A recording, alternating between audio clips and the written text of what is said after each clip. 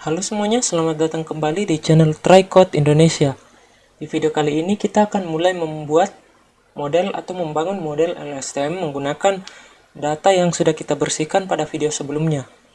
Nah, bisa kita lihat di sini dataset clean merupakan dataset yang sudah kita bersihkan pada video sebelumnya. Pada data ini tidak ada lagi missing value dan data ini saya rasa sudah siap untuk dibuatkan model LSTM menggunakan Google Colab atau Google Collaboratory. Nah, ini adalah preview dari data yang kita bersihkan pada pertemuan sebelumnya. Kita tutup kembali.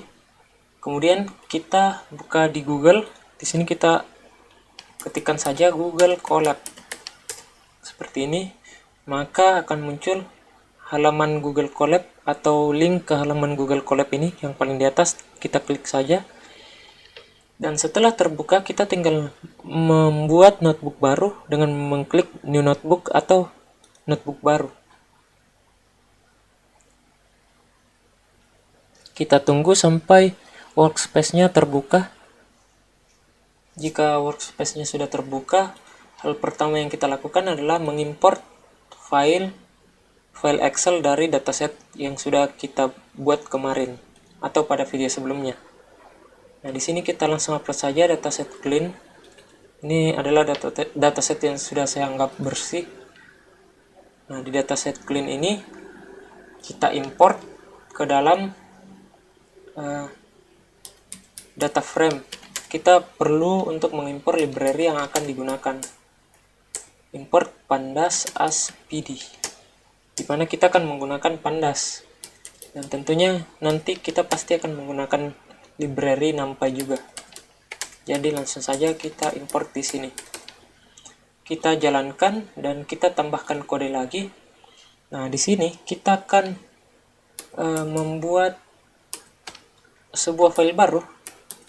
Maksud saya sebuah variabel untuk menampung data dari file Excel kita.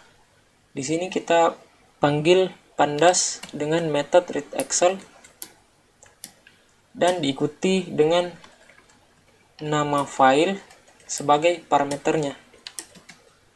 Nah, jika kita jalankan,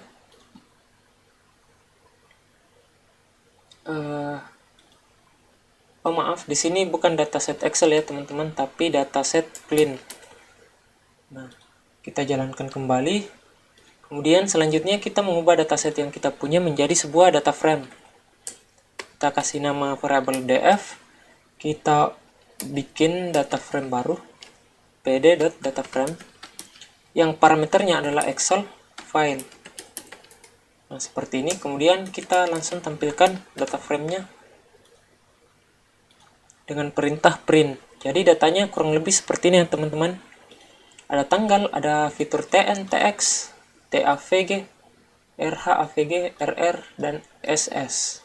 Jadi ada 6 fitur yang akan kita gunakan untuk membuat model LSTM. Selanjutnya di sini kita akan memisahkan fitur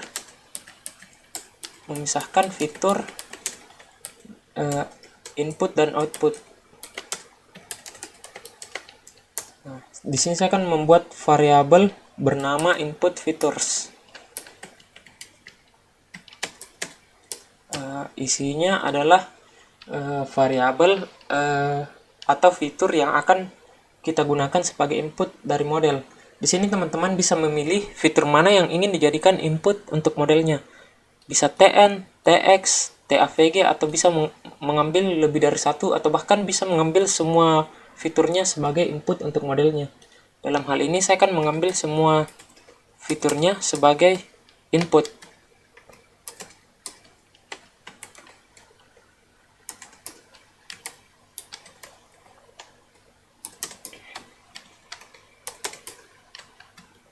Nah, selanjutnya teman-teman bisa membuat variabel baru lagi namanya output features untuk menampung fitur-fitur yang nantinya akan menjadi output dari prediksi model kita. Di sini teman-teman bisa memilih untuk outputnya mau menggunakan fitur yang mana. Misalnya teman-teman hanya ingin memprediksi TN, maka di output fitur ini teman-teman gunakan TN saja.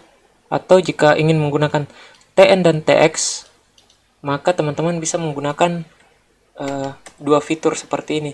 Tapi di sini saya juga ingin memprediksi semuanya, semua fiturnya sebagai output.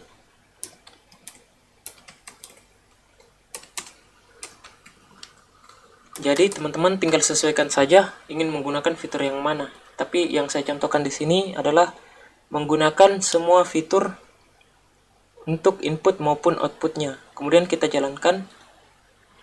Kemudian kita tambah kode baru lagi. Di sini kita akan mengambil datanya. Data X ini kita gunakan df yang di dalamnya ada input features.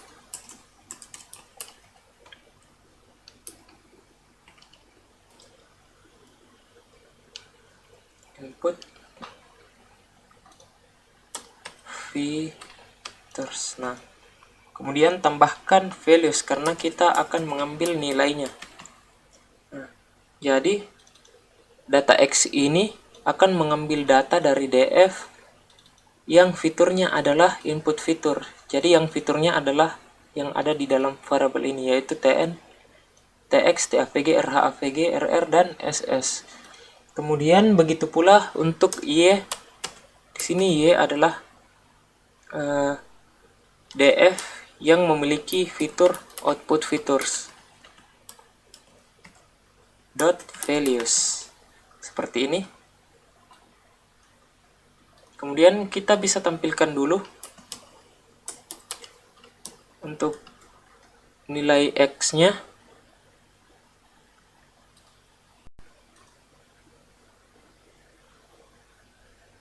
Nah, jika sudah tampil maka datanya akan berubah menjadi array seperti ini. Data ini juga akan persis sama karena kita sama-sama menggunakan 6 fitur. Jadi kalau kita print nilai Y-nya, maka hasilnya akan sama. Berbeda halnya jika input fiturnya dan output fiturnya berbeda, maka outputnya akan berbeda. Karena di sini saya menggunakan input dan output fitur sama-sama 6 fitur, maka hasilnya akan sama. Yang membedakan nanti adalah rentang waktunya pada saat kita membuat sebuah sequence. Nah, selanjutnya kita akan menormalisasi supaya skalanya menjadi konsisten antara 0,1. Di sini saya akan membuat variabel lagi xScale. Sebelum itu kita inisialisasi dulu untuk scalarnya. Ingin menggunakan scalar function apa? Di sini saya ingin menggunakan scalar function min-max scalar. Nah, jika kita jalankan tentunya ini akan error karena kita perlu mengimport library dari min-max scalar. Jadi di sini kita ambil dari sklearn, kemudian preprocessing, kita import min-max scalar. Min-max scalar seperti ini. Kemudian kita jalankan. Dan nantinya kode ini tidak akan error lagi. Selanjutnya kita akan membuat variabel baru xScale sama dengan scalar.fitTransform x. Jadi xScale ini adalah hasil transformasi dari x menggunakan min-max scalar. Begitu pula untuk data y-nya. Y-scale sama dengan scalar .fitTransform Y, seperti ini. Kita coba jalankan. Min-max scalar object. Oh, di sini ada typo sedikit, harus menggunakan S. Nah, jika sudah seperti ini, kita tambahkan kode lagi. Di sini kita mencoba menampilkan data dari xScale. Tentunya rentangnya akan dimulai dari 0 dan 1. Jika kita lihat tidak ada lagi data di bawah 0 atau data di atas 1. Rentangnya menjadi tetap seperti ini. Begitu pula jika kita menampilkan Y-scale. Rentangnya berada pada rentang 0 sampai 1. Kemudian yang selanjutnya kita lakukan di sini, setelah kita menormalisasi, tentunya kita perlu untuk memisahkan data menjadi data latih dan data uji. Di sini kita bisa menggunakan fungsi train test split.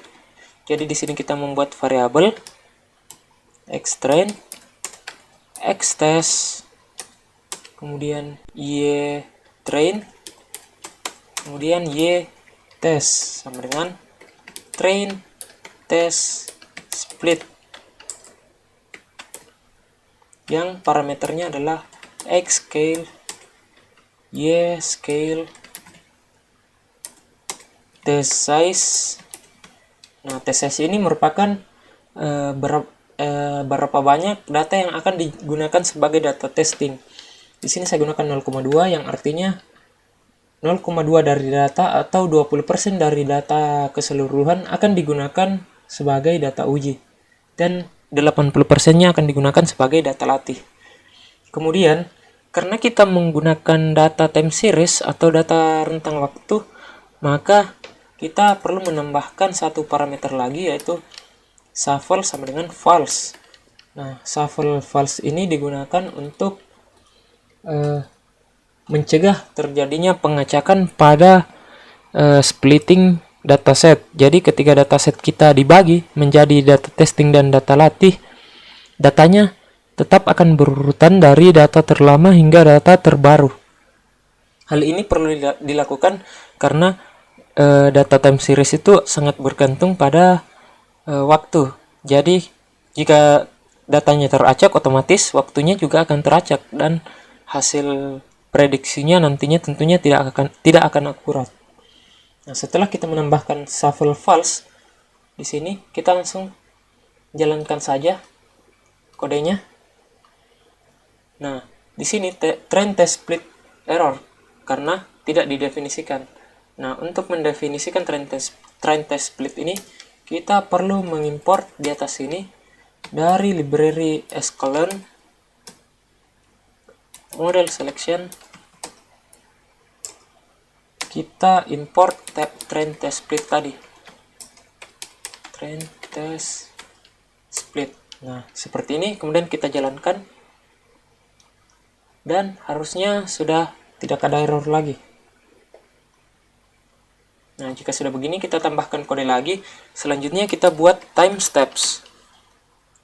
Time step ini merupakan langkah waktu atau panjangnya rentang waktu yang akan digunakan sebagai input model LSTM. Pada bagian ini saya gunakan time step 30, yang artinya kita menggunakan data 30 hari sebelumnya menjadi input LSTM. Nah, seperti ini ya teman-teman. Selanjutnya setelah timestamp kita membutuhkan end features atau jumlah fitur. Di sini saya gunakan len.inputFeatures, atau di sini bisa kita tambahkan menjadi dua, end features input dan end features output, karena bisa saja nanti input dan outputnya itu memiliki jumlah fitur yang berbeda. Nah, seperti ini. Langsung saja kita jalankan.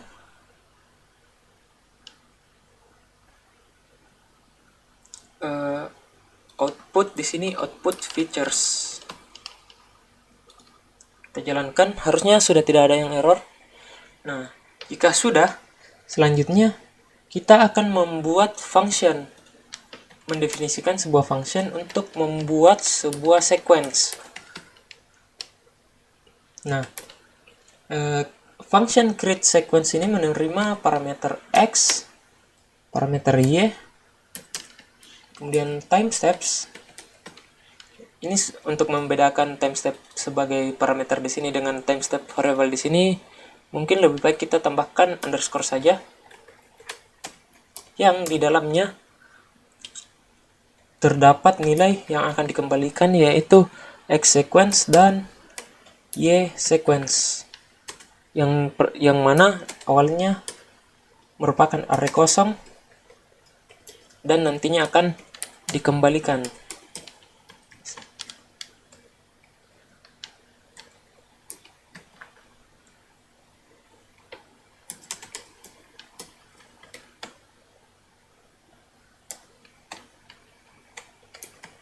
Nah, sebelum kita kembalikan nilai X sequence dan Y sequence ini, kita akan melakukan iterasi. Kita deklarasikan nilai kita buat perulangan di sini for i in range len x dikurang time steps. Nah, kenapa kita di sini menguranginya dengan time step? Karena tentunya data paling terakhir tidak akan bisa dilakukan prediksi karena tidak ada data yang akan menjadi outputnya. Makanya kita perlu mengurangi dengan time step di sini. Jadi data terakhir yang akan dilakukan prediksi adalah data yang ke 30 dari bawah, atau indeks terakhir dikurang 30.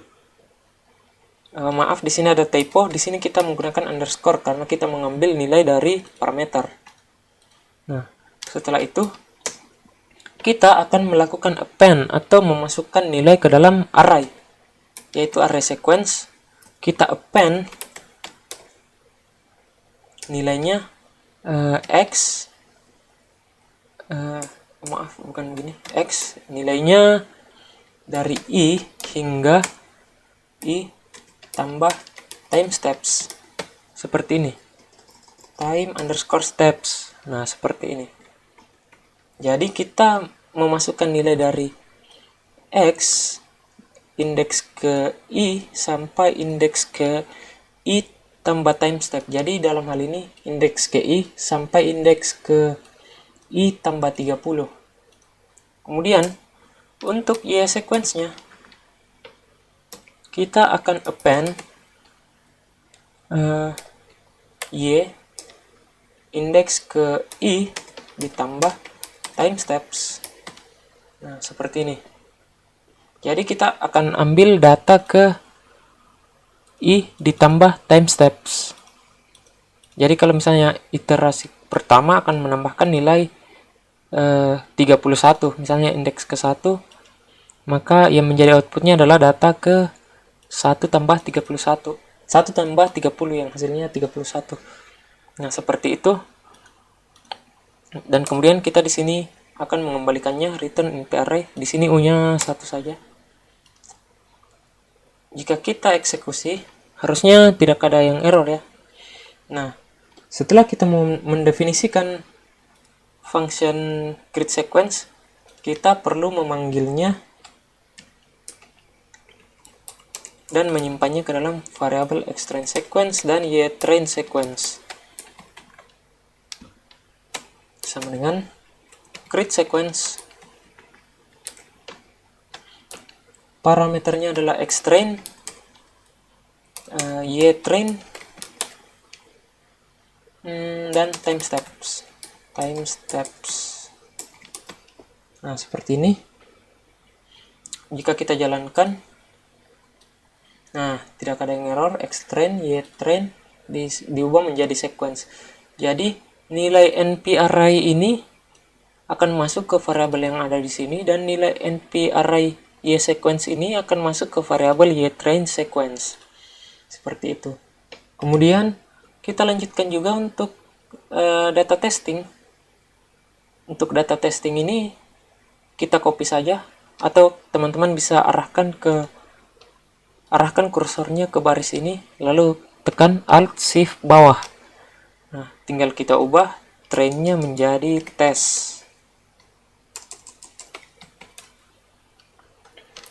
di sini juga tes, di sini juga tes. Kita jalankan lagi. Oke, sudah tidak ada yang error. Selanjutnya kita akan membuat model LSTM-nya. Di sini kita deklarasikan dulu sebuah sequential. Ini tentunya akan error karena sequential ini perlu kita import di bagian atas terlebih dahulu. From TensorFlow .keras .models, kita import sequential. Nah, ini kita jalankan. Oke, jika sudah berjalan maka harusnya di sini sudah tidak ada error lagi. Nah, selanjutnya kita akan membuat modelnya serta lapisan-lapisannya atau layernya, dimana layer pertama itu saya ingin membuat LSTM dengan jumlah unit 60 unit neuron. Input shape-nya ini akan diisi dengan time steps atau jumlah harinya, kemudian and features input. Nah, ini kemudian untuk input shape sudah, kita return sequence true atau kita mengembalikan nilai berupa sequence. Nah, seperti ini. Jadi return sequence true ini adalah pada layer tersebut nilai keluarannya akan berupa sequence. Selanjutnya pada layer kedua kita lakukan hal yang sama. Model.add LSTM, jumlah unitnya saya buat jadi 60 saja. Untuk unitnya ini teman-teman bisa bereksperimen, ingin menggunakan jumlah unit berapa dan jumlah layer berapa, tergantung teman-teman butuh akurasi seberapa besar. Nah, jadi cukup seperti ini untuk layer kedua, sederhana saja. Untuk terakhir yaitu layer output. Di sini kita menggunakan dense layer dan menggunakan and features output sebagai jumlah unitnya pada keluaran atau pada outputnya. Selanjutnya jika kita jalankan ini tentunya akan error juga. Nah, di sini LSTM katanya tidak diimport. Nah, untuk itu kita perlu mengimport library LSTM, dan jika kita lihat di sini juga kita menggunakan layer dense. Di sini juga kita perlu mengimport layer dense dan LSTM. Jadi kita bisa mengimport kedua layer tersebut secara bersamaan menggunakan from TensorFlow.keras.layers. Kita import yang tadi kita gunakan itu ada LSTM dan dense. Selanjutnya kita jalankan lagi. Harusnya ini sudah tidak error lagi. Nah, jika sudah begini, kita tinggal mengkompilasi atau mengcompile model yang sudah kita bentuk sebelumnya dan menentukan optimizer yang ingin digunakan. Di sini saya akan gunakan optimizer Adam, dan loss functionnya sini teman-teman bebas memilih, bisa menggunakan MSE, RMSE, MAE, dan lain-lain. Tapi di sini saya akan menggunakan loss function MAE atau mean absolute error. Nah, selanjutnya kita tambahkan lagi kode. Sebelumnya jangan lupa untuk menjalankan compile-nya dulu. Nah, setelah itu kita akan melakukan fitting atau membangun model LSTM-nya. Model.fit, inputnya adalah xtrain sequence dan outputnya adalah ytrain sequence. Oke, kita tetapkan epoch Sini saya gunakan 50 saja. Jadi EPO ini adalah jumlah iterasi atau berapa kali pelatihan dilakukan. Jadi jika kita menetapkan EPO 50, maka iterasi akan dilakukan sebanyak 50 kali. Kemudian ada lagi yang namanya batch size. Di sini saya gunakan nilai 32 saja. Jika sudah aman, kalau kita fit harusnya berjalan dengan lancar. Oke, kita tunggu sampai proses fittingnya selesai. Di sini mungkin saya akan mempercepat saja videonya.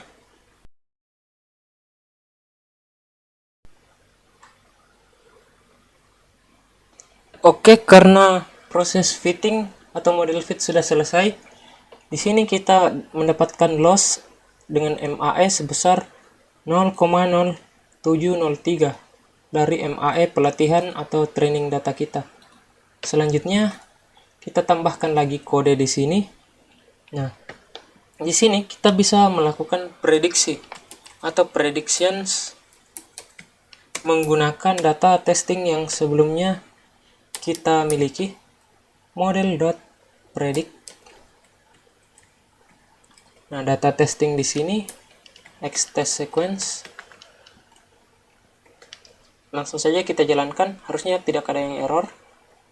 Nah, jika sudah berjalan, kita akan mengembalikan data hasil prediksi ini ke bentuk semula, karena data ini outputnya pasti dalam bentuk transformasi normalisasi. Jadi pasti berada pada rentang 0,1. 0 sampai 1 maksud saya. Nah, di sini kita akan mengembalikan nilai prediction ini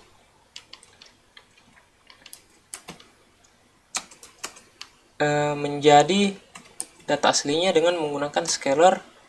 Kita inverse, jadi bukan transform lagi ya teman-teman, tapi inverse transform predictions. Nah, seperti ini. Kemudian kita jalankan prediction. Oh ya, ada huruf S-nya. Nah, jika sudah seperti ini, untuk data aslinya juga, di sini kita buat variabel baru, ytest original, misalnya, atau ytest asli. Jadi data testing yang tadi dinormalisasi juga kita kembalikan ke bentuk aslinya dengan menggunakan scalar dot inverse transform. Scalar dot inverse transform di sini y test sequence. Nah, jadi data sequence untuk outputnya kita kembalikan ke nilai aslinya. Nah, kemudian untuk menghitung MAE prediksinya atau mean absolute error dari testingnya, kita bisa gunakan program ini, np.min, untuk menentukan rata-rata. Kemudian numpy.abs. ABS itu adalah nilai absolut, di mana semua nilai negatif akan diubah menjadi nilai positif. Kemudian predictions dikurangi dengan nilai aslinya, ytest asli. Nah, kemudian di sini kita tambahkan axis sama dengan 0. Nah, seperti ini. Jadi MAE sama dengan rata-rata dari nilai absolut prediksi dikurang asli. Jadi prediksi dikurang asli, diambil nilai absolutnya, kemudian dirata-ratakan. Kita jalankan, harusnya tidak ada yang error. Nah, jika sudah di MAE ini, kita akan melakukan iterasi untuk menampilkan MAE masing-masing fitur. Nah, di sini kita langsung saja for i, feature in enumerate enumerate. Di sini kita ambil output features. Kita akan mencetak print. Kita akan mencetak MAE untuk fitur. Sini fitur kita sambung dengan feature. Kemudian kita sambung lagi dengan titik 2. Kemudian kita tambahkan di sini MAE indeks ke I. Nah, seperti ini ya teman-teman. Kalau kita jalankan harusnya tidak ada yang error. Nah, jadi MAE untuk tiap fitur ini bisa kita lihat nilainya di sini.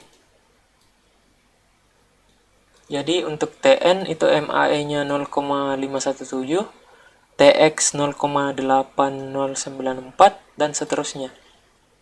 Jadi seperti itu untuk mendapatkan MAE. Kemudian kita akan menentukan threshold atau batas yang bisa digunakan agar kita tahu bahwa model kita akurat atau tidak. Di sini saya ingin membuat variabel baru, threshold MAE, huruf kecil saja, threshold MAE TN. Nah, sama dengan dataset. Kita ambil dulu variabel di atas. Kalau bukan dataset ya teman-teman, tapi df. Di sini kita ambil df, kemudian untuk kolom TN kita ambil nilai maksimalnya, kemudian kita kurangi dengan df TN juga. Tapi di sini kita ambil nilai minimalnya, kemudian dikali 10/100. Jadi jika errornya berada di bawah ini, maka hasilnya akan akurat. Jadi coba kita cetak saja print. Nah, seperti ini. Kita jalankan for bintang method ini df.min. Oh, jangan lupa tambahkan tanda kurung ya teman-teman di sini. Nah,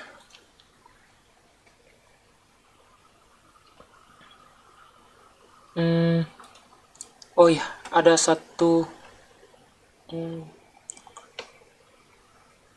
ini. Oh iya, ini dia. Nah, di sini juga tambahkan tanda kurung, lalu kita jalankan lagi. Nah, jadi threshold MAE untuk fitur TN itu 0,97. Jadi model yang kita buat untuk memprediksi fitur TN ini akan dikatakan baik jika MAE-nya kurang dari 0,97. Nah, untuk MAE yang kita prediksi tadi itu MAE-nya 0,5 dan sudah di bawah 0,97. Sehingga model kita untuk memprediksi fitur TN ini bisa dikatakan sudah cukup baik. Nah, selanjutnya teman-teman tinggal membuat threshold lainnya. Tinggal meletakkan kursor di sini dan tekan Alt Shift bawah sampai 6 kali. Di sini kita ubah menjadi TX. Ini juga kita ubah jadi TX. Sini juga TX. Kemudian untuk yang ketiga kita ubah jadi TAVG.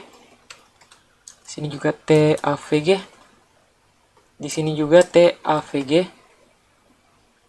Dan untuk yang keempat itu ada fitur RHAVG. Di sini kita ubah jadi RHAVG juga. Jadi RHAVG. Dan di sini juga kita ubah menjadi RHAVG. Kemudian untuk fitur kelima ada RR. Di sini juga ada RR.